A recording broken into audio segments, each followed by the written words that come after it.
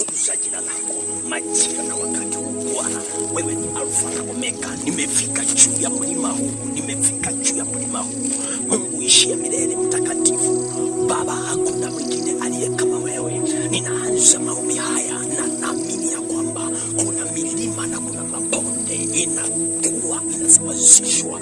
Madhabahu ya giza si sehemu ya watu. Wengi wamefungwa, wengi wamekamatwa, lakini kwa jina lako neema ya ushindi inaonekana, neema ya ushindi inaonekana in the name of Jesus. Mpendwa msikilizaji, nataka nizungumze mambo mawili matatu katika maandiko. Watu wengi wamekaa katika maisha ngumu, watu wengi wamelemewa, watu wamebebeshwa mizigo, wameishi katika laana, wengine wamepepa mambo ambayo hawastahili kupepa. Ni kwa sababu ya watu wamekalia maisha yao, ni kwa sababu ya watu wamekalia nyota zao, ni kwa sababu watu wamekalia mambo ambayo inaweza ikawafanya waende na kunawiri, lakini shetani ameingia na kuifinya.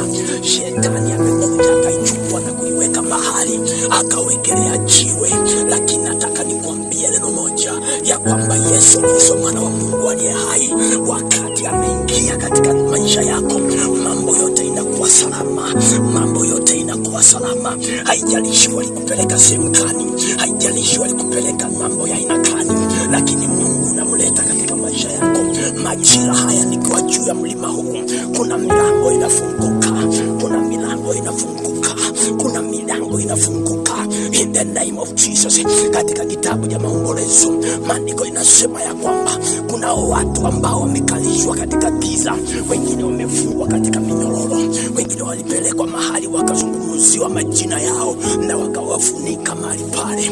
Nimekuja kwa mlima huu nikuelezea habari ya ukombozi, ya kwamba unakombolewa, ya kwamba unafunguliwa, ya kwamba unakombolewa, ya kwamba unafunguliwa katika jina la Yesu Kristo. Walikuweka kwenye jungu, wakakurusha majini, wakakufunga kamba, wakakufunga minyororo, lakini kwa jina la Yesu nimekuja kwenye mlima huu.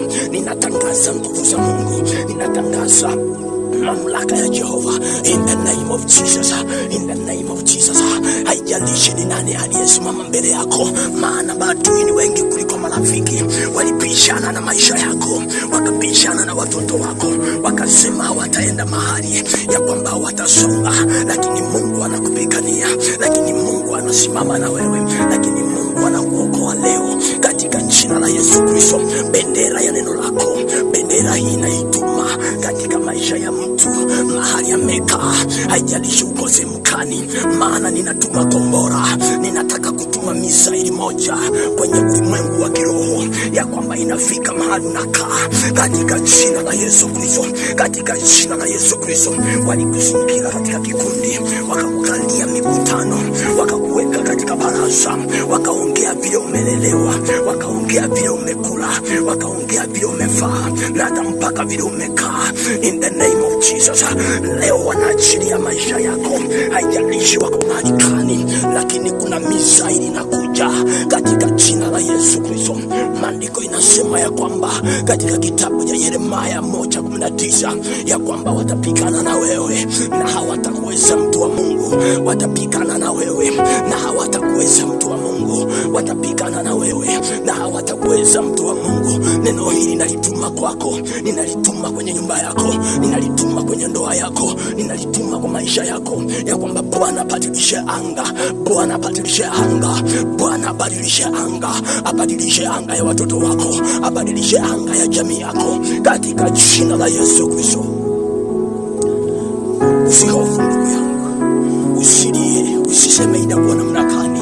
Kuna Yesu mwana wa Mungu aliye juu mbinguni, ambaye namtuma katika maisha yako leo. Anaenda kubadilisha, anaenda kubadilisha, anaenda kugeuza chochote kilichotengenezwa kwa ujuzi wa mwanadamu, anaenda kukitengeneza mwenyewe katika jina la Yesu Kristo. Naomba mbingu zifunguke kwako, mbingu zifunguke kwa watoto wako, mbingu zifunguke kwa ndoa yako katika jina la Yesu Kristo.